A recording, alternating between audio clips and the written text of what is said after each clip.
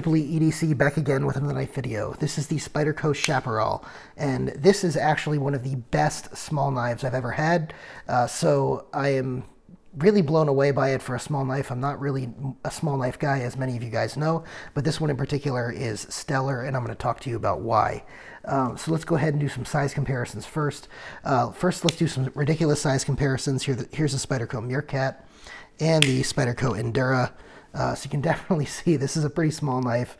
The Meerkat is very, very small, but one of the big differences is going to be the thickness of these things. Check out the difference in thickness of these two knives, right? And let's go ahead and look at the CRKT Pilar. I don't know why I closed this. So again, smaller than this is the Pilar 3, I should say. Pilar 3.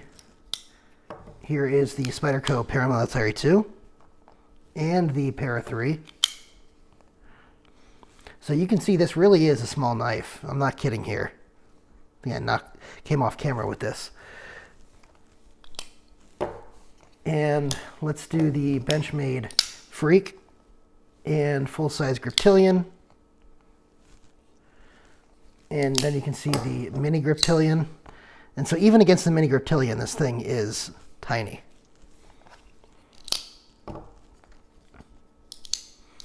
And for good measure, just as a last size comparison, here's the Benchmade Bugout. Okay, let's go ahead and talk about the good and the bad. So first of all, the good. This has XHP steel.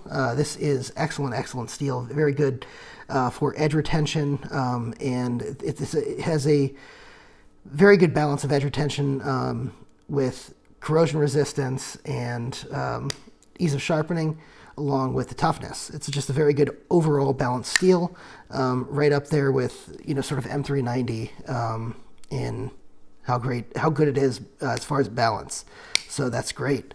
Next thing, this is a Taichung Spyderco, Taichung, Taiwan facility. So that means that the fit and finish on this is really, really good. Taichung does the best Spydercos, or the best Spydercos are often from the Taiwan factory. They just do a really good job all around with the knife. So that's great right there. Next thing is, this is the carbon fiber version. All of the other versions, I believe, come with XHP steel, but they come in a couple different versions. This is $140 for the carbon fiber, and you can see here it has sort of a textured carbon fiber, as you can see, and they also have an FRN version. So this is $140. The FRN version with XHP is $95. The other versions, I believe, are the Sun and the Moon, which is G10. You've got the Raffier Noble. You've got, a couple of the wood versions and things. I believe they all have XHP steel. I'm going to go ahead and put some links below. If you're going to go ahead and purchase a knife, check out the links on DLT. Definitely helps support the channel. I appreciate you guys using the links. It helps me pay for the giveaways and helps me do a ton of the giveaways. So definitely click those links if you're planning on buying the knife. Next up, you'll notice that there is sort of a rub here that happened from a prior owner. Don't really know what that was about, but it is what it is. I believe probably somebody took a wire brush or something to it. That's what happens with satin finishes when that happens. That is not from the maker, so just be aware. I wanted to point that out. That's not from them.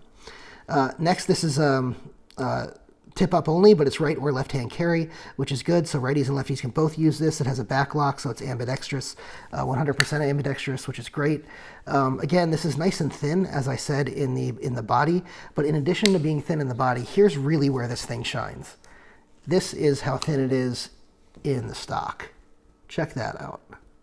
This thing is a laser through cardboard because of how thin it is.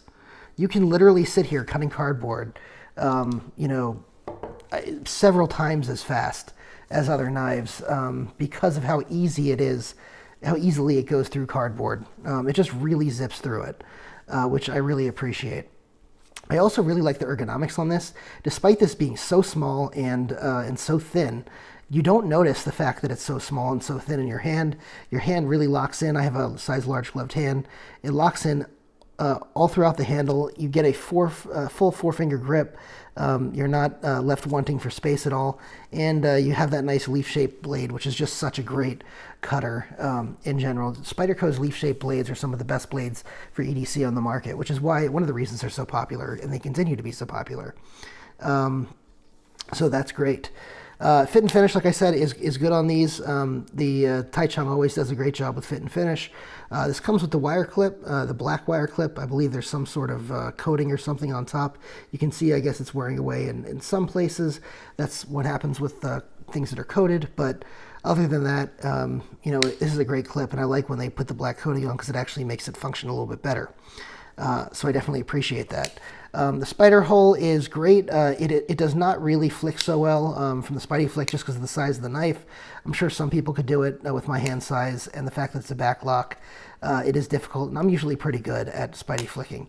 But it can be thumb rolled pretty easily. It's pretty satisfying to do that, and you can go ahead and put it out and close it really easily one-handed, which is a huge plus because I know some people think with back locks they're a little bit harder to do. This is really easy to do, really no problem. So I like that quite a bit. Again, this is just an EDC superstar. That's really the main thing on the good. Is it's when I say EDC superstar, I'm talking about the fact that the carry on this it's so slim. It's compact this way as well. I mean, you know, even on a Griptilian, right? So at the end of the day, it's really pretty much as slim as a Griptilian, but it's shorter. It's much slimmer. Look at the difference here, right? Much slimmer. So that carry profile is excellent. The blade's just so thin. It lasers through cardboard, like I said. That's just really the best thing about it. I can't say how good that is enough. Not for the bad, because there is some bad. Along with the thin blade stock also comes the chance that this is going to break. Do not use it for prying. I will tell you, don't use most knives for prying. Definitely don't use this one. This one will break. Has a big hole in the middle of the blade, and it is very thin stock. So be aware of that. Next is, you know, the FRN model is, you know, is $95, which is an excellent deal. I'm not a big fan of the FRN in general, but you know, if you're going to get the FRN, I guess it's not a terrible deal, but I just don't like their FRN. I'm just going to put that out there as part of the negative. Next thing is, you know, the coating on this does wear off. It is what it is. I like the black clips, but I wish they, you know, did it in some way other than a coating, maybe some sort of plastic covering or something. I don't know exactly what they would do to make that better, but I don't like the fact that it wears away. Benchmade does a great job with parkerized clips. Let me see if I have one here. Yeah, so the black on this isn't going anywhere, right? I wish Spyderco would do some of that. So that is a drawback. The pivot is really uninteresting. It's just a torque screw, but you know, at the price point, can't blame them too much for that. And really, other than that, there's not a whole lot not to like about this knife. This is a good knife. And do I recommend it? Yeah. This is one of the best fifth pocket knives, possibly the best fifth pocket knife on the market. So, you know, I am, at least as far as value goes, this is definitely the best value on the market for a fifth pocket knife, and this could be the best overall as well. You know, as long as you have a tough folder that can stand up to something, maybe like a Griptilian, you know, as your primary, this as a secondary, it is a fifth pocket knife, excellent. So should you get one, yeah, if you carry knives of this size or just want to have something around the house that's going to laser through cardboard, like really laser through cardboard, this is your best bet, and I definitely highly recommend you own one.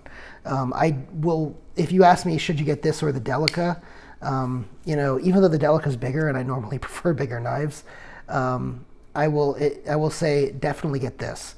And I will even say that unless you really like the size on the Endura, and by the way, I really love the Endura, or you're getting like a nicer Endura like the K390 one. This is a K390. I don't know if we can show you here. Unless you're doing that, I also would recommend the Chaparral there until you get into the higher priced Spydercos, the Shamans, the Manixes, the paramilitary 2s, then I would say, okay, now you can get those instead of the Chapparal. Anyway, that's my 2 cents on this subject. If you have any questions or anything, drop a comment below. Let me know. Hit the like button, hit the notification bell so you get all my content. Definitely want to hit that notification bell because I do a ton of giveaways on this channel. Yeah, see you guys next time.